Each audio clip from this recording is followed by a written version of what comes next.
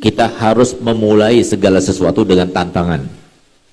Karena tantangan itulah yang menjadikan seorang itu berhasil. Seorang itu tidak akan sukses kecuali harus melalui tantangan dulu. Karena kita berada di dunia. Tanpa tantangan, maka kita tidak akan menjadi seorang yang hebat. Dengan tantangan, kita akan menjadi seorang yang hebat dan sukses. Sehingga yang pertama kali tertanam dalam diri kalian, kalian harus senang dengan tantangan. Tapi senang dengan tantangan itu, jangan sampai kita termasuk yang kalah dengan tantangan itu. Tapi kita jadikan sebuah jembatan kita untuk meraih kesuksesan dan mencari solusi. Bagaimana cara kita menjawab tantangan ini dan untuk generasi selanjutnya kita menjadi sebuah idola dan sebuah tauladan untuk mereka. Itu yang harus saya terapkan saat ini, yang harus kalian raih di masa yang akan datang itu seperti itu. Kenapa? Hidup cuma sekali. Hidup cuma sementara sekarang ini. Setelah sudah habis masanya, ketika Allah sudah menutup masa pinjam nyawa kita kepada kita, maka dari itulah selesai sudah. Sehingga apa? Jangan bermain-main. Kita harus berusaha. Kita harus termotivasi. Kita harus menggunakan kesempatan sebaik-baiknya. Karena kesempatan ini tidak berkait dengan siapapun juga. Terkait hanya dengan kita sendiri. Coba lihat bagaimana. Ada wacana atau opini yang banyak di antara kita masyarakat di Indonesia ini yang terlena, terbuai, dan terabaikan gara-gara ini. Apa itu? Ketika sebuah tantangan itu diberikan kepada orang yang berjiwa malas, orang yang berjiwa miskin, orang yang berjiwa lemah dan naif, yang mengatakan bahwa dirinya tidak bisa berbuat apa-apa. Padahal semua orang mempunyai sebuah potensi untuk menjadi orang yang terbaik di dalam bidangnya, baik pada saat itu jauh daripada cita-citanya ataupun sudah melangkah menuju ke sana, maka setiap orang itu pasti mempunyai potensi dalam dirinya. Tapi ketika seorang itu tidak ada potensi dalam dirinya, dan ini yang banyak di antara kita, dan Ustaz berharap kalian tidak ada seperti itu. Apa itu?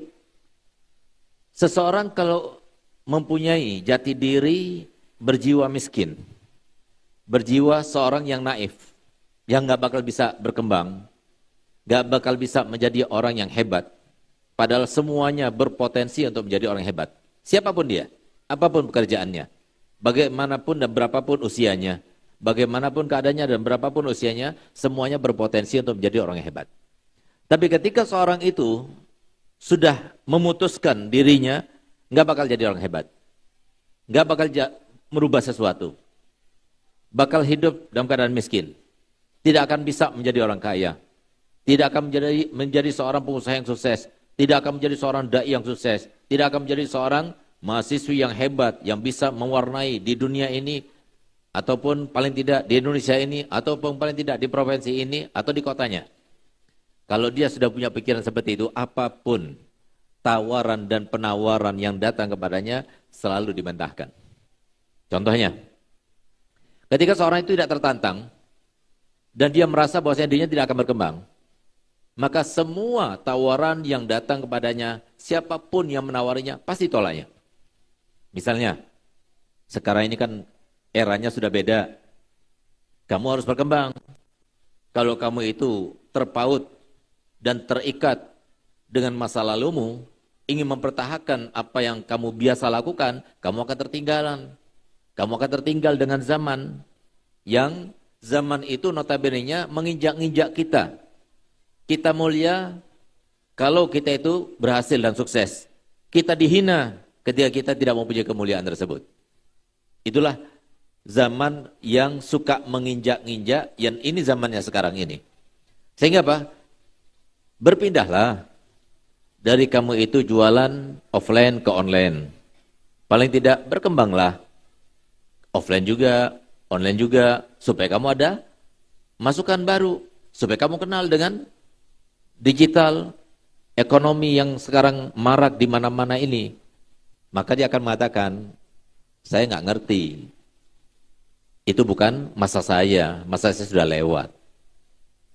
Ya sudah, kalau begitu, kamu jangan cuma jual barang-barang itu saja. Kamu harus kembangkan. Kamu harus masukkan barang-barang yang sekarang lagi tren, lagi diperlukan oleh masyarakat dan pasar. Dia akan mengatakan, bukan bidang saya. Kalau sudah ditawarkan, ini sekarang ada sebuah pinjaman modal yang diberikan dengan cuma-cuma oleh pemerintah untuk mengembangkan UMKM ini, maka pemerintah mengucurkan dana yang begitu banyak tanpa ada bunga dan sebagainya. Ambil itu. Dia bilang takut sampai gagal. Nah, ini adalah salah satu alasan, contoh daripada orang itu yang kalau dirinya itu sudah mengatakan, saya tidak bisa berkembang, ini jadinya. Saya nggak berharap kalian seperti itu. Tapi saya berharap murid-murid Ustaz itu nanti akan menjadi seorang wanita yang hebat, bahkan menjadi menteri. Murid-murid Ustaz ini nanti akan menjadi seorang wali yang besar. Murid-murid Ustaz itu akan menjadi seorang wanita panutan. Bahkan semua wanita di Indonesia itu mengucapkan dan membicarakannya. Bisa? Itu yang perlu ditancapkan dalam diri kalian. Jangan pernah bilang nggak bisa. Semua itu di tangan kita. Ustaz tidak menjadi seperti ini, kecuali karena Ustaz berkeyakinan potensi itu ada dalam diri Ustaz. Sehingga Ustaz pastikan tidak ada kata-kata tidak bisa dalam diri. Ini adalah awal yang harus kalian tanamkan dalam diri kalian, karena kalau kalian sudah mempunyai inisiatif, mempunyai sebuah pemikiran, saya belajarnya di sini, ya nasib saya begini-begini, tergantung bagaimana Allah Ta'ala nanti tentukan, takdirkan. Kalau kamu punya pemikiran seperti itu, sulit untuk berkembang.